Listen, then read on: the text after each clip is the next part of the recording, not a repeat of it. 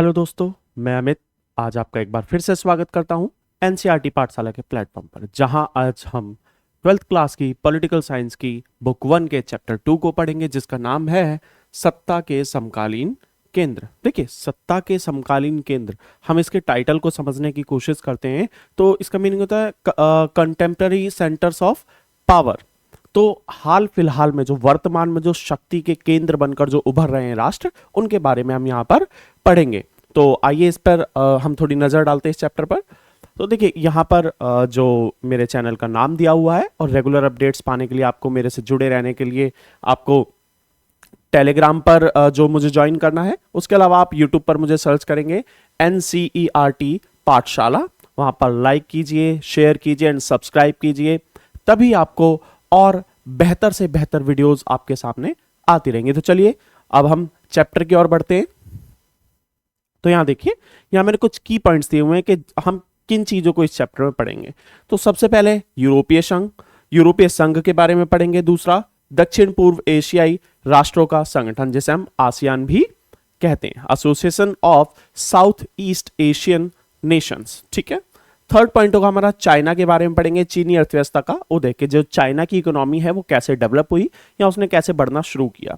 उसके अलावा जापान और दक्षिण कोरिया उभरती ताकत के रूप में। देखिए, यहां पर हम इन तीन चीजों के बारे में तो पढ़ ही रहे। जैसा कि मैंने बताया था कि इस चैप्टर में हम सत्ता के समकालीन केंद्र, मतलब वर्तमान में उभर रही जो महाशक्तियों के बारे में पढ़ेंगे कि कौन कौन एक महाशक्ति के रूप में उभरने का प्रयास कर रहा है या उभर रहा है, उनके बारे में हम यहां पर पढ़ेंगे। तो आइए अब हम चैप्टर की ओर आगे बढ़ते हैं।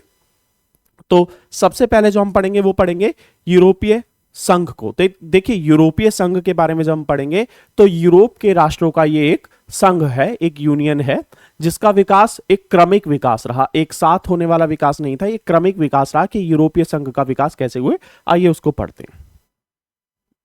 तो सबसे पहले मार्शल योजना के बारे में पढ़ते हैं। तो देखिए, जब दूसरा विश्व युद्ध हुआ तो दूसरे विश्व युद्ध में सबसे ज्यादा जो क्षति या हानि जो झेल चुके थे, क्या हुआ?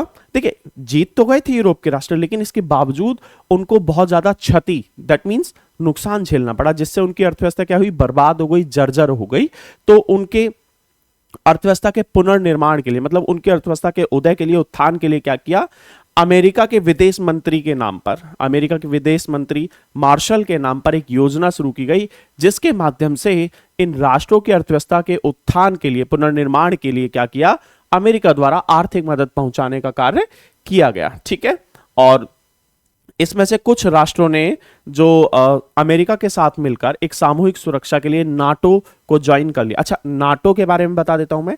नाटो को मैंने चैप्टर 1 में पढ़ाया हुआ है, तो प्लीज नाटो को जानने के लिए चैप्टर 1 की वीडियो जरूर देखिए, और वहां पर आपको नाटो अच्छे से समझ में आ जाएगा कि नाटो क्या है। नाटो एक सैन्य संगठन है बेसिकली, बट फिर भी आप उसमें जाकर देखिए, तभी आप अच्छे से समझ पाएंगे। तो आइए इससे आगे बढ़ते हैं। देखिए, मैंने जैसा कि बताया था कि यूरोपीय संघ का विकास एक क्रमिक विकास था, एक साथ होने वाला विकास नहीं था। तो सबसे पहले आगे हम पढ़ते हैं यूरोपीय आर्थिक सहयोग संगठन। जो इसका विकास हुआ वो एक आर्थिक सहयोग संगठन के रूप में हुआ था, जो 1948 में गठित किया गया। और देखिए, मार्शल योजना के अंतर्गत इसका गठन किया गया, क्योंकि मार्शल योजना क्या थी? ये एक आर्थिक सहायता के लिए ये जो प्लान था, मार्शल योजना, जो अमेरिकी विदेश मंत्री के नाम पर रखा गया था। ठीक है। उसके अलावा इसका मोटिव क्या था? ये यूरोपीय आर्थिक सहयोग संगठन था कि यूरोप के जो राष्ट्र हैं उनको आर्थिक मदद पहुंचाना, ये इनका मुख्य उद्देश्य था। और इसके माध्यम से क्या हुआ? पश्चिमी यूरोप के राष्ट्रों में व्यापारिक एवं आर्थिक संबंध मजबूत हुए। संगठन को अमेरिका की पूर्ण सहायता मिली। देखिए, जाहिर सी बात है, जब अमेरिका के विदेश मंत्री के नाम पर इस योजना का नाम रखा गया था मार्शल प्लान का, और मार्शल प्लान से ही ये आगे बढ़ी ये योजना, तो कहीं ना कहीं अमेरिका द्वारा इसको पूर्ण समर्थन प्राप्त था और अमेरिका द्वारा इसको पूर्ण आर्थिक सहायता भी प्रदान की जा रही थी। ठीक है। इसके बाद 1949 में, ठीक एक साल बाद ही, यूरोपीय परिषद का गठन किया गया, और यहां पर ये आर्थिक सहयोग के लिए गठन किया गया था, ये जो यूरोपीय आर्थिक सहयोग संगठन। लेकिन यूरोपीय परिषद का गठन जो किया गया वो राजनीतिक सहयोग के लिए किया गया था। मतलब यहां पर कहीं ना कहीं पॉलिटिकल कोऑपरेशन की बात यहां पर की गई थी। इसका उद्देश्य था आर्थिक मुद्दों पर एक जैसी सोच विकसित करना। देखिए, क्या होता है, जितने व्यक्ति उतनी उनकी आइडियोलॉजीज, उतनी उनकी विचारधाराएं, उतनी उनकी अलग अलग सोच। तो कहीं ना कहीं इसका जो इन्होंने जो उद्देश्य स्थापित किया वो ये था कि हम आर्थिक मुद्दों पर एक जैसी सोच विकसित करेंगे, क्योंकि देखिए जब एक जैसी सोच विकसित होगी तभी हम एक अच्छी अर्थव्यवस्था के निर्माण की ओर अग्रसर हो सकेंगे और व्यापार को अच्छे से अच्छे आगे बढ़ा सकेंगे। तो इनका ये उद्देश्य था। उसके अलावा यूरोपीय आर्थिक समुदाय, ये 1957 में, देखिए 1948 में, फिर 1949 में, अब 1957 में यूरोपीय आर्थिक समुदाय का गठन किया गया। अब इन्होंने क्या किया, इसका क्या उद्देश्य था, इन्होंने आर्थिक सहयोग के साथ राजनीतिक जो सहयोग की भी बात की। मतलब अब ये आर्थिक रूप से जुड़ने के साथ साथ राजनीतिक रूप से भी आपस में जुड़ रहे थे और इन्होंने राजनीतिक जुड़ाव को और मजबूत करने के लिए यूरोपीय संसद की स्थापना की। देखिए जैसे किसी भी राष्ट्र में क्षेत्रीय विविधताओं के लिए जो सभी को समान रूप से प्रतिनिधित्व प्रदान किया जाता है, और वो कहां प्रदान किया जाता है, संसद में। जैसे भारत की संसद की बात कर लें तो सभी राष्ट्रों को जो वहां पर प्रतिनिधित्व मिलता है, इसी प्रकार से यूरोपीय संघ ने भी संसद की स्थापना की बात की और इन्होंने अपने जो सभी राष्ट्रों की बात रखने के लिए या आपसी आर्थिक और राजनीतिक जुड़ाव को और मजबूत करने के लिए यूरोपीय जो संसद की स्थापना के यहां पर बात की। इसके अलावा 1979 में पहला प्रत्यक्ष चुनाव आयोजित किए गए। देखिए यहां पर जो डायरेक्ट जो इलेक्शंस यहां पर जो किए गए और 1979 में ये किए गए थे यहां यूरोपीय संसद के लिए। इसके अलावा जब हम आगे बढ़ते हैं, जो हमारा मेन टॉपिक है यूरोपीय संघ, ठीक है, ये क्रमिक विकास था, मैंने जैसा आपको बार बार बताया। तो अब यूरोपीय संघ के बारे में जब हम बात करते हैं तो ये 1992 में जो गठित किया गया और इनके क्या उद्देश्य थे, अब इनके उद्देश्य के बारे में जान लेते हैं। तो इनका सबसे पहला उद्देश्य था साझी विदेश नीति एवं सुरक्षा नीति। देखिए इन्हों का मानना था कि जब हम एक समूह के रूप में कार्य करेंगे तो हमारी विदेश नीतियां भी अलग अलग नहीं होनी चाहिए। इन सभी की विदेश नीति कैसी होंगी, साझी। साझी का मतलब है मिली जुली, ठीक है। और साझी सुरक्षा नीति, सुरक्षा नीतियां जो होंगी वो भी अलग अलग नहीं होंगी। हम सभी मिलकर एक दूसरे के लिए सहयोग के लिए कार्य करेंगे और एक दूसरे की सुरक्षा के लिए भी कार्य करेंगे। ऐसी इन्होंने नीतियां निर्धारित करने की बात की। दैट मीन्स इनके ये उद्देश्य थे। दूसरा, न्याय एवं शांति के लिए सहयोग। देखिए यहां पर हम जस्टिस के लिए और पीस के लिए क्या करेंगे, कॉपरेशन करेंगे, मतलब शांति स्थापित करेंगे और न्याय के लिए हम सहयोग की भावना को विकसित करेंगे। इन्होंने अपने लिए एक झंडा, एक गान और एक विधान की बात की। देखिए एक झंडा जो इन्होंने कहा कि हम सभी का एक झंडा होगा, एक गान, जैसे हमारा राष्ट्रगान है इसी प्रकार से इन्होंने एक राष्ट्रगान की बात की। दैट मीन्स एक गान की बात की जितने भी सदस्य होंगे। उसके अलावा एक विधान, विधान का मतलब है कानून, एक प्रकार से जो संविधान की बात की इन्होंने कि सभी के लिए एक ही विधान या मीन्स एक ही कानून होगा। और एक स्थापना दिवस तथा एक मुद्रा, इन्होंने कहा हम सभी का एक स्थापना दिवस होगा, जैसे हम भारत की आजादी मनाते हैं इसी प्रकार से ये जो यूरोपीय संघ के जो स्थापना दिवस की इन्होंने बात की। और इसके लिए इन्होंने कहा कि हम सभी राष्ट्र मिलकर एक ही मुद्रा को अपनाएंगे और वो मुद्रा है यूरो, ठीक है। इसके अलावा इसके आगे उद्देश्यों को पढ़ते हैं। साझा बाजार स्थापित करेंगे जहां पर ये सभी राष्ट्र मिलकर जो अपनी वस्तुओं को बेच सकेंगे। और इसके अलावा आर्थिक एकीकरण की बात की। उन्होंने कहा कि भाई देखिए आज हम देखते हैं कि जो संसाधन होते हैं वो समान रूप से वितरित नहीं होते हैं कहीं भी विश्व में।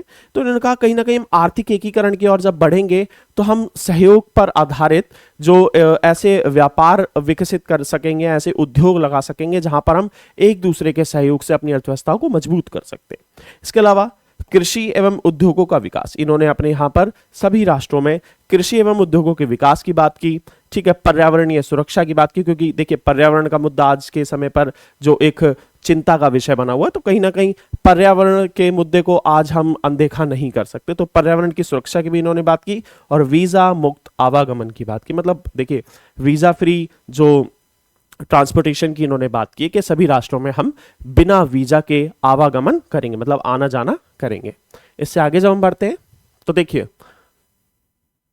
अब इससे आगे जब हम बढ़ते हैं तो 1 नवंबर 1993 को यह संधि लागू हुई और इसके साथ ही इसका नाम यूरोपीय परिषद से बदलकर यूरोपीय संघ हो गया। देखिए मैंने बताया था ये क्रमिक विकास था, ये 3 जो लेवल पर आया, ठीक है, 3 चरणों से होकर गुजरा और फाइनली इसका 1 नवंबर 1993 को यूरोपीय संघ नाम पड़ गया, ठीक है। और यह संगठन अब एक राष्ट्र राज्य के रूप में काम करने लगा। देखिए यह जो संगठन था इसमें विभिन्न राष्ट्रों ने एकजुट होकर एक तरह से मिलजुल कर काम करना शुरू कर दिया, एक राष्ट्र की तरह। ठीक है, जैसे इंडिया है, इंडिया के जो स्टेट्स हैं वो मिलकर एक नेशन के रूप में कार्य कर रहे हैं, इसी प्रकार से इस संगठन में सम्मिलित राष्ट्रों ने एक राष्ट्र राज्य के रूप में काम करना शुरू कर दिया। अब 2003 में यूरोपीय संघ ने अपना संविधान बनाने का प्रयास किया, परंतु विफल रहा। देखिए, हर राष्ट्र का एक संविधान होता है, तो इन्होंने कहा हम एक ऐसा विधान बनाएंगे, एक ऐसा संविधान बनाएंगे जो सभी राष्ट्रों के लिए समान होगा, किसी एक राष्ट्र पर लागू नहीं होगा, या जो सबके लिए वो डिफरेंशिएट नहीं होगा, वो सभी के लिए होगा और सभी को उसे मानना होगा जो इसके सदस्य राष्ट्र हैं। परंतु ये विफल रहे इस संविधान को बनाने में। इसके अलावा यहां देखिए, ये जो यूरोपीय संघ का झंडा है, ध्वज है, ठीक है, इसमें नीले आधार पर सोने के रंग के 12 सितारे, ये देखिए आप ये सितारे देख सकते हैं, सोने के रंग के 12 सितारे हैं। ठीक है, और सितारों का घेरा यूरोप के लोगों की एकता एवं मेल मिलाप का प्रतीक है। देखिए, ये जो इन सितारों का जो घेरा बना हुआ है, ये कहीं ना कहीं यूरोप के लोगों की जो एकता का और मेल मिलाप का प्रतीक है कि भाई ये लोग आपस में मिले जुले हैं और एकजुट रहते हैं एक प्रकार से। ठीक है, और वहां पर ये 12 सितारे क्यों दिए? क्योंकि 12 की संख्या यूरोप में पारंपरिक रूप से पूर्णता, समग्रता और एकता का प्रतीक है। देखिए, वो वहां पर जो 12 नंबर है वहां पर संपूर्णता को प्रदर्शित करता है, उनकी एकता को प्रदर्शित करता है, उनके मेल मिलाप को प्रदर्शित करता है। ठीक है, तो इस वजह से इन्होंने 12 सितारों की संख्या को लिया हुआ है। और दूसरी बात करें तो कहीं ना कहीं यूरोपीय संघ आज एक सबसे पुराने संगठन के रूप में देखा जाता है। क्यों देखा जाता है? क्योंकि भाई इसका क्रमिक विकास जो हुआ, ठीक है, वो 1948 से शुरू हो गया। ठीक है, और फाइनली ये 1993 को इसका नाम बदला, क्या पड़ा? यूरोपीय संघ। किससे? यूरोपीय परिषद से यूरोपीय संघ इसका नाम पड़ गया। आगे इसके प्रधान अंग देखिए, जैसे जब हम अंतरराष्ट्रीय संगठनों को पढ़ेंगे, ठीक है, तो उसमें संयुक्त राष्ट्र संघ जैसे संगठन को जब हम पढ़ते हैं तो कहीं ना कहीं हर किसी का एक प्रशासनिक ढांचा होता है जो काम करता है। इसी प्रकार से जो यूरोपीय संघ का भी एक ढांचा था, लेवल बाय लेवल जो वर्क किए जाते हैं। इसमें जो इनको 5 स्तर पर डिवाइड किया गया, सबसे पहले सुरक्षा परिषद है, फिर यूरोपीय मंत्री परिषद है, यूरोपीय संसद, और इसके सदस्य सीधे चुनाव द्वारा 5 वर्षों के लिए चुने जाते हैं, जैसे भारतीय संसद में भी 5 वर्षों के लिए इनको चुना जाता है। इसके अलावा आर्थिक तथा सामाजिक समिति बनाई गई है उसमें, और जो कानूनी व्यवस्था के लिए न्यायिक न्यायालय, ठीक है, इसमें न्यायालय की भी व्यवस्था की गई है यूरोपीय संघ में। ठीक है, इससे जब हम आगे बढ़ते हैं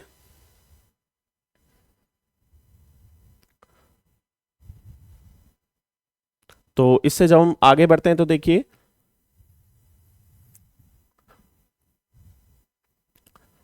यूरोपीय संघ के आर्थिक महत्व के बारे में पढ़ लेते। तो यूरोपीय संघ का जो आर्थिक महत्व है उसको देख लेते हैं कि ये जो यूरोपीय संघ है वो विश्व की दूसरी सबसे बड़ी अर्थव्यवस्था है। देखिए, अमेरिका के बाद यूरोपीय संघ दूसरी सबसे बड़ी अर्थव्यवस्था है, और 2016 में इसका सकल घरेलू उत्पाद, दैट मींस जीडीपी, कितना था? 17,000 अरब डॉलर से ज्यादा था, जो कि अमेरिका के बाद सबसे ज्यादा। तो देखिए, अमेरिका के बाद सबसे बड़ी अर्थव्यवस्था, अमेरिका के बाद सबसे ज्यादा जीडीपी, और वर्ल्ड ट्रेड, दैट मींस विश्व व्यापार में इसकी हिस्सेदारी अमेरिका से 3 गुना ज्यादा है।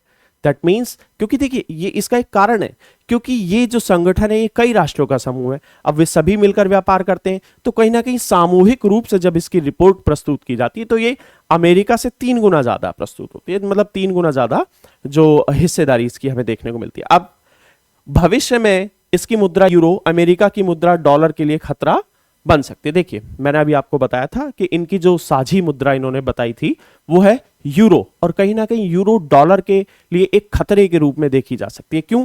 क्योंकि भाई जिसकी जो वैल्यू है, यूरो की वैल्यू जब बढ़ेगी और कहीं ना कहीं उसकी मांग अधिक होगी तो कहीं ना कहीं वो डॉलर को ओवरटेक करेगी। ठीक है, इस प्रकार से ये डॉलर के लिए खतरा बनी हुई है। इसके अलावा इसकी आर्थिक शक्ति का प्रभाव यूरोप, एशिया और अफ्रीका के देशों पर है, क्योंकि जो यूरोपीय संघ या कोई भी राष्ट्र होता है विश्व के विभिन्न राष्ट्रों के साथ अपने विभिन्न संबंध स्थापित करता है, आर्थिक, सामाजिक, राजनीतिक, सामरिक विभिन्न संबंध स्थापित करता है, जिससे क्या होता है, जो इन राष्ट्रों का आपस में जुड़ाव बन जाता है। तो कहीं ना कहीं यूरोपीय संघ भी इस रूप में जो विभिन्न कॉन्टिनेंट में स्थित जो राष्ट्र हैं, चाहे वो एशिया हो, चाहे वो अफ्रीका हो, ठीक है, चाहे वो अमेरिका हो, दक्षिण अमेरिका हो, इन सभी राष्ट्रों में जो अपने संबंध स्थापित करके इसको प्रभावित करने का कार्य कर रहा है। इसका आर्थिक शक्ति का प्रभाव इन कॉन्टिनेंट्स पर भी पड़ता है। ठीक है, इसके अलावा यूरोपीय संघ के राजनीतिक एवं कूटनीतिक प्रभाव, देखिए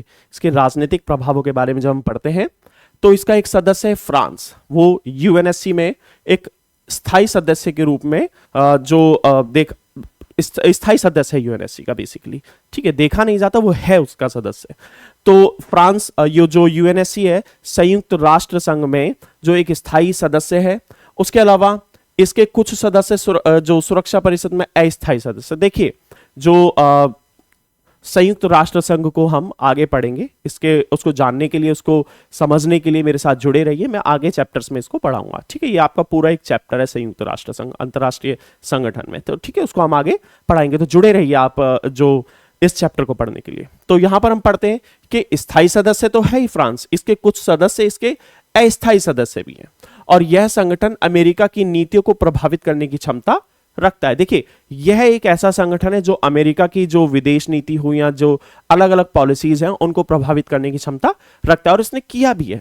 तो यहां पर ईरान की जो परमाणु योजना थी उस पर जो इसने अपना प्रभाव डाला था, अमेरिका को प्रभावित किया है। इसके अलावा यूरोपीय संघ के सैन्य महत्व के बारे में जान लेते हैं। तो सैन्य महत्व में देखते हैं तो इनके पास दुनिया की दूसरी सबसे बड़ी सेना है, ठीक है, और इनका जो कुल रक्षा बजट है वो अमेरिका के पास सबसे ज्यादा है। देखिए अमेरिका का रक्षा बजट सबसे ज्यादा है, दूसरे नंबर पर यूरोपीय संघ का सबसे ज्यादा जो ज्यादा रक्षा बजट है, ठीक है, रक्षा बजट या सैन्य बजट कह सकते हैं इसको, ठीक है। इसके अलावा इसका जो एक सदस्य फ्रांस, वो यूएनएससी का स्थायी सदस्य तो है ही, इसके पास परमाणु हथियार भी, और जिनकी संख्या लगभग 335 है, ठीक है।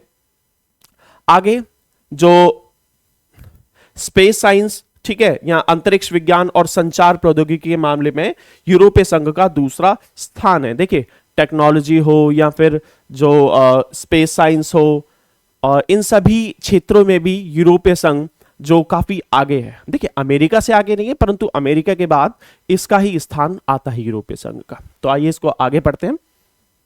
देखिए यूरोपीय संघ की सीमाएं, भाई इनकी महत्व तो है ही, इनकी कुछ विशेषताएं तो हैं ही, लेकिन इनकी कुछ सीमाएं भी हैं। वो सीमाएं क्या हैं?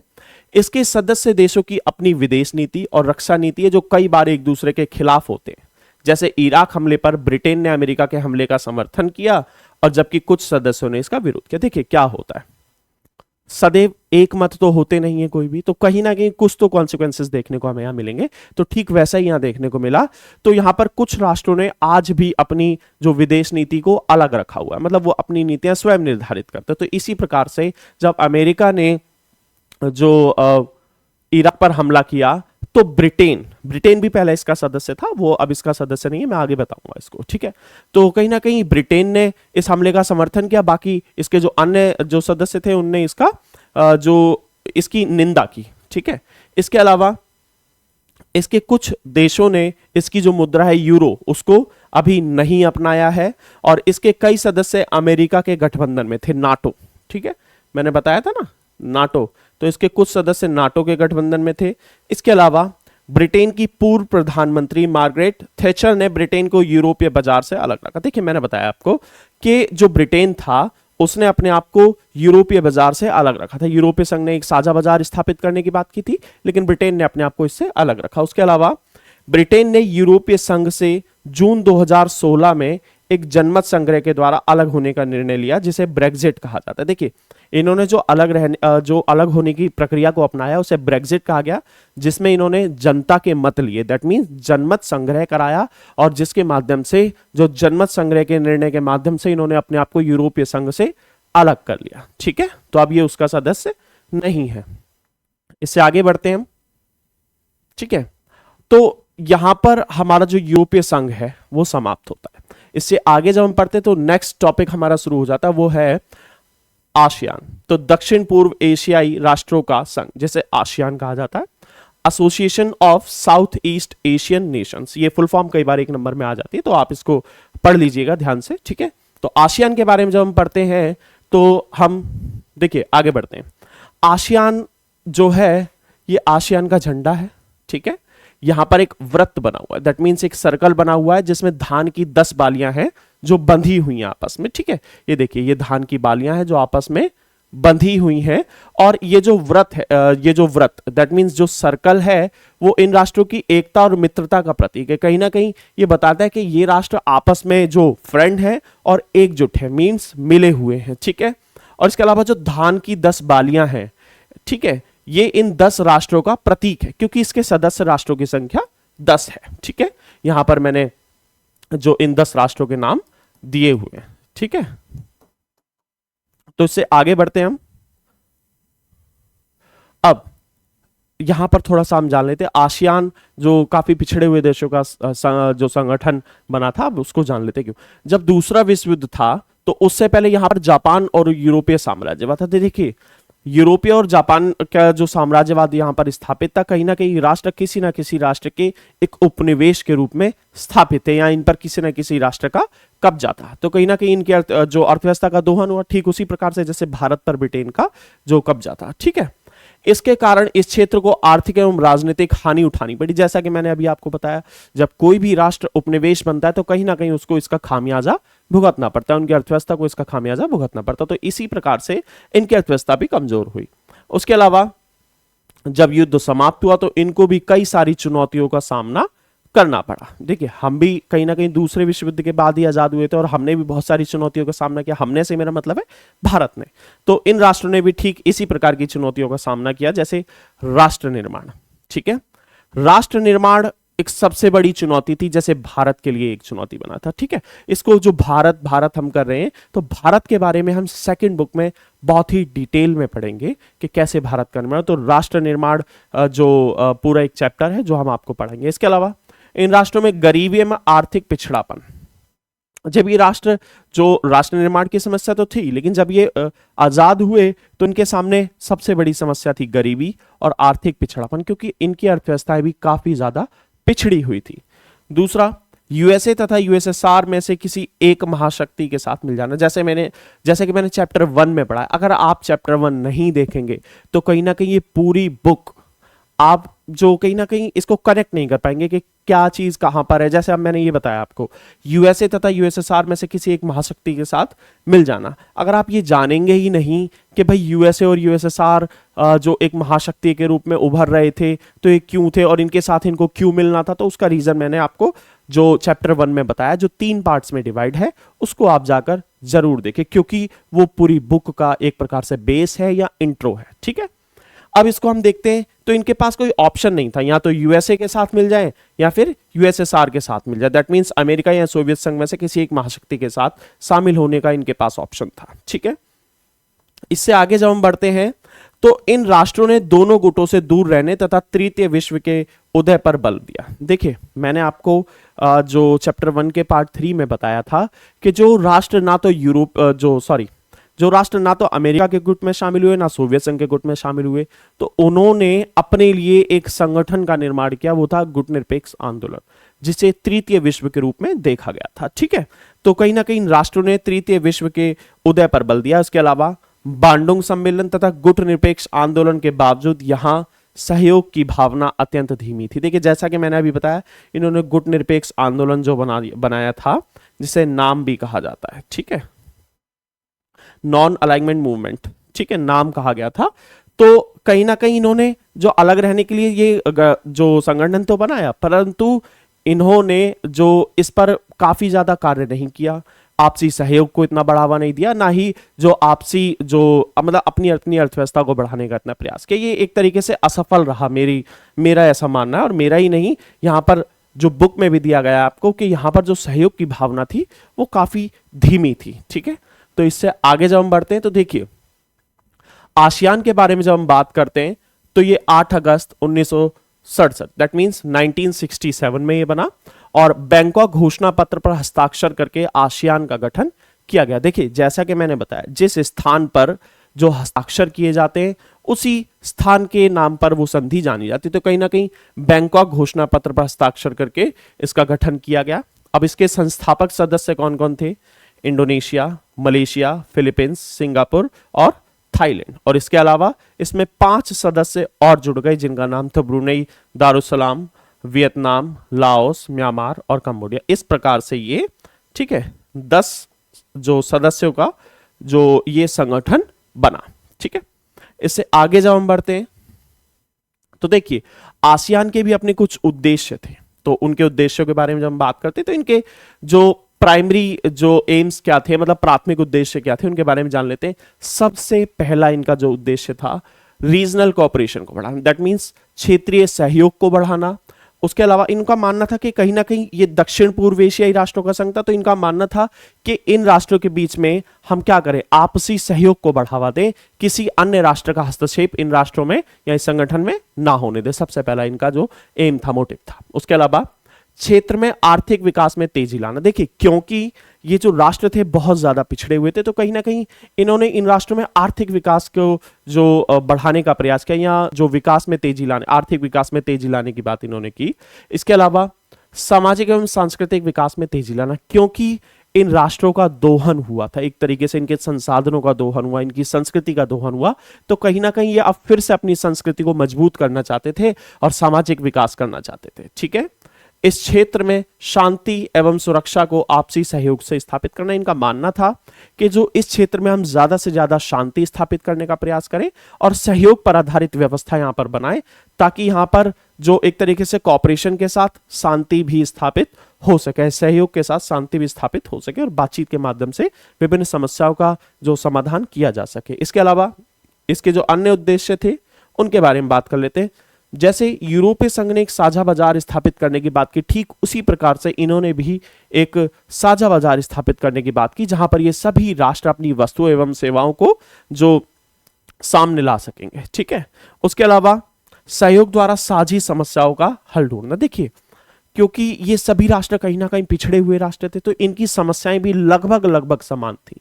ठीक है, कुछ समस्याएं ऐसी थी जो समान थी, तो इनका मानना था कि हम इन समस्याओं का समाधान जो सहयोग के द्वारा ढूंढेंगे, आपसी बातचीत के द्वारा इन समस्याओं का समाधान करेंगे। इसके अलावा इन्होंने कहा संयुक्त राष्ट्र संघ के दायरे में रहकर कानून के शासन तथा स्थायित्व को बढ़ावा देना, क्योंकि भाई यूएनएससी आज एक अंतरराष्ट्रीय यूएन एक अंतरराष्ट्रीय संगठन है जो आज विश्व में विभिन्न जो कार्यों को देखता है या जो कहीं भी शांति स्थापना का भी कार्य करता है। तो ठीक इसी प्रकार से इन्होंने कहा कि हम संयुक्त राष्ट्र संघ के दायरे में रहकर और उसके कानून के शासन को यहाँ पर स्थायित्व मतलब यहाँ पर स्टेबल करेंगे। ठीक है, यहाँ पर हम कानून का शासन स्थापित करेंगे, जहां पर सभी चीजें एक लॉ के माध्यम से होगी, कानून के माध्यम से होंगी। उसके अलावा सदस्य राष्ट्रों में राजनीतिक, सामाजिक, आर्थिक, सांस्कृतिक, व्यापारिक, तकनीकी, प्रशासनिक आदि क्षेत्रों में आपसी सहयोग बढ़ाना। देखिए, यहां पर जो मैंने नाम लिए,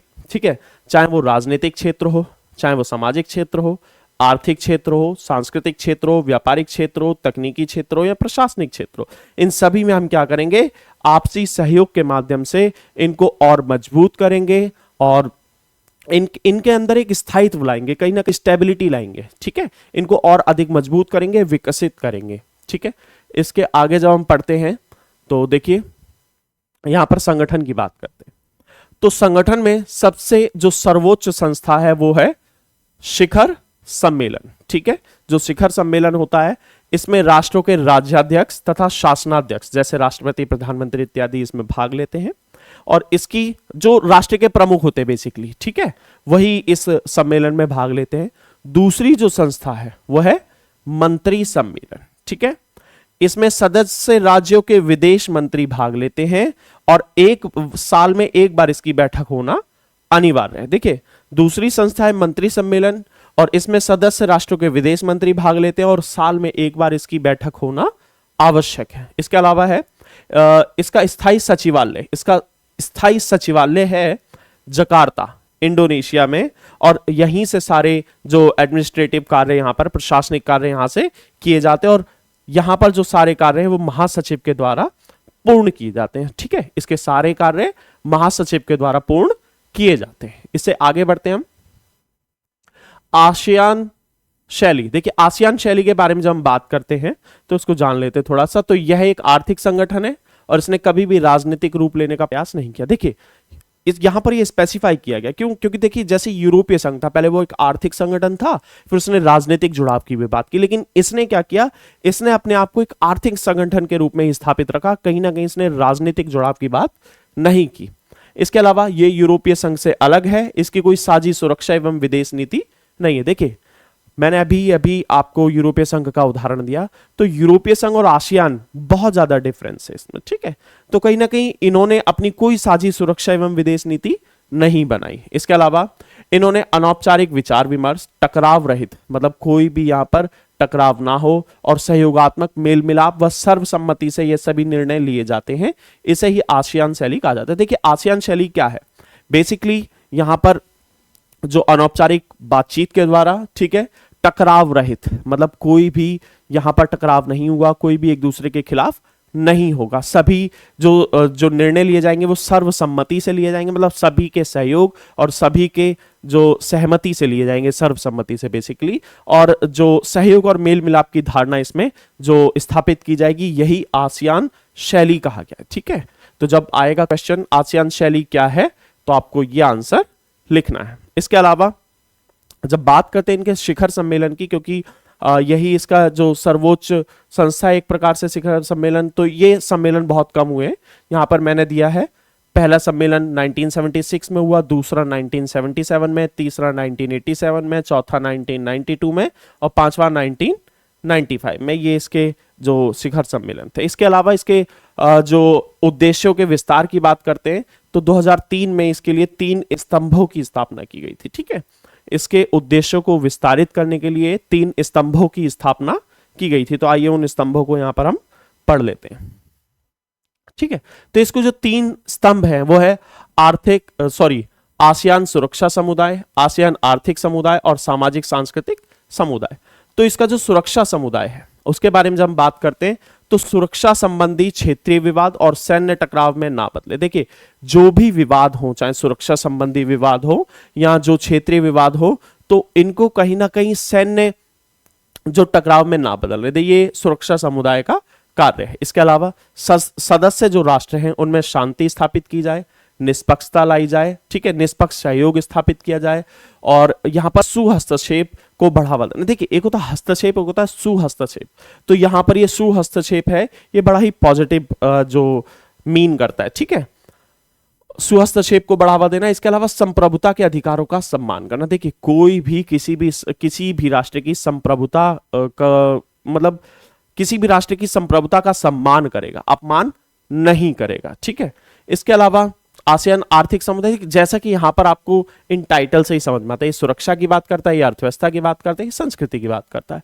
तो मैंने अभी आपको जो सुरक्षा समुदाय के बारे में बताया, अब आर्थिक समुदाय के बारे में बात करते हैं। तो इसके उद्देश्य क्या है, इसके उद्देश्य साझा बाजार स्थापित करना और उत्पाद तैयार करना, मतलब प्रोडक्शन करना, और उन प्रोडक्शन को एक साझा बाजार जो हम ये स्थापित करेंगे उसमें लाना।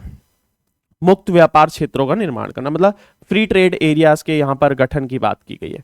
इन्होंने कहा है कि हम फ्री ट्रेड जो एरियाज यहां पर बनाएंगे और जहां पर मुक्त व्यापार को बढ़ावा दिया जा सके। इसके अलावा मौजूदा जो व्यवस्था है, जो प्रेजेंट जो सिस्टम है इनका, उसमें थोड़े से चेंजेस लाना ताकि जो हम अपनी अर्थव्यवस्था को और अधिक विकसित कर सके। तो ये आर्थिक समुदाय हो गया। आप सांस्कृतिक समुदाय के बारे में बात करते हैं तो टकराव की जगह सहयोग एवं बातचीत को बढ़ावा देना। ठीक है, इन्होंने कहा कि हम किसी भी मुद्दे पे, चाहे वो आर्थिक हो, सामाजिक हो, राजनीतिक हो, सांस्कृतिक हो, किसी भी मुद्दे को टकराव में ना बदलने दें, उसको बातचीत के द्वारा हल करें। इसके अलावा सदस्य राष्ट्रों के बीच संवाद और परामर्श की व्यवस्था रहे। देखिए जितने भी सदस्य राष्ट्र हैं सभी के बीच में किसी भी विवाद को लेकर जो संघर्ष ना रहे, यहां पर क्या किया जाए, संवाद, दैट मींस बातचीत हो, और कहीं ना कहीं एक दूसरे की एडवाइजेस पर भी ध्यान दिया जाना चाहिए। तो कहीं ना कहीं एडवाइजेस की भी व्यवस्था यहां पर की गई है। और इन राष्ट्रों के बीच में सांस्कृतिक गतिविधियों को बढ़ावा देने के लिए भी प्रयास किए जाते रहे। तो कहीं ना कहीं अपने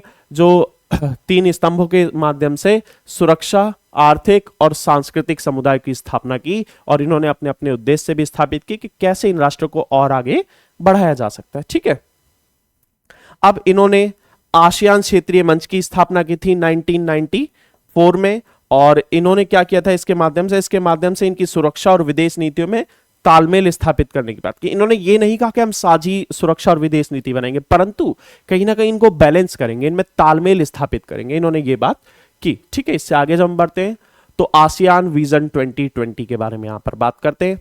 तो ये एक इंपॉर्टेंट क्वेश्चन है, एग्जाम में आता है कई बार। ठीक है, तो इसके अंतर्गत अंतर्राष्ट्रीय समुदाय में आसियान की एक बहिर्मुखी भूमिका को प्रमुखता दी गई है। बहिर्मुखी मतलब देखिए, बहिर्मुखी का मतलब एकमुखी, मतलब एक ही वे है उसका, ठीक है, उसे एक ही डायरेक्शन में काम करना है। लेकिन बहिर्मुखी का मतलब है जो अलग अलग डायरेक्शंस में वर्क करेगा, उसका जो कार्य होगा वो सीमित नहीं होगा, वो एक बहिर्मुखी भूमिका निभाएगा। इसके अलावा हनोई कार्य योजना के तहत क्षेत्रीय आर्थिक एकीकरण, व्यापारिक उदारीकरण तथा वित्तीय सहयोग की वृद्धि के लिए विभिन्न उपाय निर्धारित किए गए। देखिए, इन्होंने एक हनोई कार्य योजना जो वहां पर स्थापित की और उसके अंतर्गत इन्होंने जो क्षेत्र में आर्थिक एकीकरण की बात की, ठीक है, व्यापारिक उदारीकरण की बात की और कहीं ना कहीं आपसी जो वित्तीय सहयोग को भी बढ़ावा देने की इन्होंने बात की, ठीक है। इसके अलावा जैसा कि मैंने आपको बताया 3 स्तंभ जो पढ़ाए थे, उन 3 स्तंभों के निर्माण की बात की, जिसमें आसियान सुरक्षा समुदाय, आसियान आर्थिक समुदाय, आसियान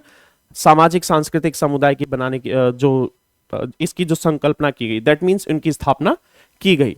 अब इन्होंने क्या किया, क्षेत्र में सहयोग से समस्याओं का समाधान करना। देखिए, जैसा कि किसी भी जो संगठन का मेन उद्देश्य होता है कि वहां पर शांति स्थापित की जा सके, सहयोग पर आधारित व्यवस्था हो और वहां पर जो समस्याओं का समाधान बातचीत के द्वारा, तो ठीक इसी प्रकार से इन्होंने भी कुछ समस्याओं का समाधान किया। जैसे आसियान ने कंबोडिया के टकराव को समाप्त किया, ठीक है, जो आसियान संगठन है कहीं ना कहीं इसके माध्यम से कंबोडिया में जो टकराव था उसको समाप्त किया गया था और आसियान ने पूर्वी तिमोर के संकट को भी संभाला था, ठीक है। और पूर्वी एशिया में सहयोग बढ़ाने के लिए वार्षिक बैठक ये करते रहते हैं, ठीक है। अब इन क्षेत्रों में जो मतलब यहां पर सहयोग बढ़ाने के लिए ये क्या करते हैं, एशिया में सहयोग बढ़ाने के लिए क्या करते हैं, वार्षिक रूप से ये बैठक करते रहते हैं। दैट मीन्स वर्ष में एक बार बैठक ये अवश्य करते हैं। हालांकि अभी हाल फिलहाल में कुछ समय पहले ही जो थाईलैंड और कंबोडिया के बीच में विवाद देखने को मिला है, तो उस पर हम नहीं जाते हैं क्योंकि वो अभी आपके सिलेबस में भी नहीं है इतना। तो कहीं ना कहीं जो यहां पर समस्याओं के समाधान की बात करते हैं तो आपको ये 2 पॉइंट लिखने जरूर, कंबोडिया के टकराव को समाप्त किया है और पूर्वी तिमोर के संकट को भी इन्होंने संभाला है, ठीक है। तो आसियान की उपयोगिता या प्रासंगिकता, कहीं ना कहीं इसकी उपयोगिता के बारे में जब हम बात करते हैं तो यहां पर जान लेते हैं। आसियान की जो अर्थव्यवस्था है वो अमेरिका, यूरोपीय संघ और जापान की अर्थव्यवस्था से छोटी तो है, परंतु जो इनकी जो विकास की गति है वो काफी तेज है, सबसे तेज गति से इसका जो विकास हो रहा है, ठीक है। आसियान ने निवेश, श्रम, सेवा के मामले में मुक्त व्यापार क्षेत्र बनाने पर भी ध्यान दिया है। देखिए, यहां पर इन्होंने फ्री ट्रेड एरियाज और जो सेज जैसे क्षेत्र स्थापित करने की भी बात की है ताकि ये अपनी अर्थव्यवस्था को और मजबूत कर सके, ठीक है। अमेरिका तथा चीन ने मुक्त व्यापार क्षेत्र में निवेश में रुचि दिखाई, दैट मीन्स यहां पर जो इन्होंने फ्री ट्रेड एरियाज जो बनाए हैं, कहीं ना कहीं अमेरिका और चाइना ने वहां पर इन्वेस्टमेंट करने में इंटरेस्ट दिखाया है, ठीक है। तो कहीं ना कहीं इनकी अर्थव्यवस्था के लिए जो काफी लाभकारी सिद्ध होगा। देखिए, भारत ने शुरुआत में इसमें कोई रुचि नहीं दिखाई, परंतु भारत ने अपना रुख इस ओर किया है तथा आसियान से अच्छे संबंध बनाने के प्रयास शुरू किए। क्या किया इन्होंने, अच्छे संबंध स्थापित करने के प्रयास शुरू किए हैं। और भारत ने 1991 के बाद पूरब की ओर देखो नीति अपनाई थी, ठीक है। और 2014 में एक्ट ईस्ट की नीति अपनाई, जिसके माध्यम से क्या हुआ, इन्होंने आसियान देशों के साथ राजनीतिक, आर्थिक और सुरक्षा सहयोग को बढ़ावा दिया। कहीं ना कहीं अब भारत ने भी इन राष्ट्रों की ओर अपना रुख किया है और इनके साथ अपने संबंधों को मजबूत करने के प्रयास किए हैं, ठीक है। अब 2009 में भारत ने आसियान के साथ मुक्त व्यापार समझौता किया जो 2010 से लागू हुआ, ठीक है। और इसकी असली ताकत अपने सदस्य देशों, सहभागी सदस्य, बाकी गैर क्षेत्रीय संगठनों के बीच निरंतर संवाद और परामर्श करने की नीति से। देखिए, ये जो संगठन है ये कहीं ना कहीं संवाद और परामर्श को जो काफी महत्व देता है। इन्होंने जो शुरुआत में भी इन्होंने बात की कि कहीं ना कहीं हम सभी राष्ट्र आपस में मिलकर संवाद करेंगे, बातचीत करेंगे और एक दूसरे की एडवाइजेस को भी मानेंगे, ठीक है। इसके माध्यम से इन्होंने जो समाधान करने की बात की विभिन्न समस्याओं का। यह एशिया का एकमात्र ऐसा संगठन है जो एशियाई देशों और विश्व शक्तियों को राजनीतिक सुरक्षा मामलों पर चर्चा के लिए मंच उपलब्ध कराता है। देखिए, यह एशिया का एक ऐसा संगठन है जो विश्व को एक मंच उपलब्ध कराता है इन राष्ट्रों से बातचीत के लिए, इनसे जो विभिन्न व्यापार हो चाहे अन्य मुद्दों पर भी जो समझौते करने के लिए, बातचीत करने के लिए एक मंच उपलब्ध कराता है, ठीक है। इससे आगे आसियान ने कंबोडिया के टकराव को समाप्त किया, जैसा कि मैंने अभी आपको लास्ट स्लाइड में भी बताया था। और पूर्वी तिमोर के संकट को भी इन्होंने संभाला, वहां पर इन्होंने जनमत संग्रह कराया, जनता के मत लिए और यहां पर जो राज्य तिमोर से अलग हो गया तथा सितंबर 2002 में पूर्वी तिमोर को संयुक्त राष्ट्र संघ का 191वां सदस्य बनाया गया। कहीं ना कहीं वहां पर जनमत संग्रह के द्वारा जो तिमोर के दो हिस्से हो गए और वो एक पूर्वी तिमोर के रूप में उभर कर सामने आया, एक नए राष्ट्र के रूप में उभर कर सामने आया। तो कहीं ना कहीं आसियान की मदद से ही यह संभव हो सका। ठीक है, इसी के साथ आज हम इस पार्ट को समाप्त करते हैं। इसमें हमने पार्ट 1 को पूरी तरह से कंप्लीट कर लिया है और पार्ट 2 में अब हम इसको आगे कंटिन्यू करेंगे। ठीक है, तो मेरे साथ जुड़े रहने के लिए धन्यवाद। इसी के साथ हम पार्ट 1 एंड करते हैं।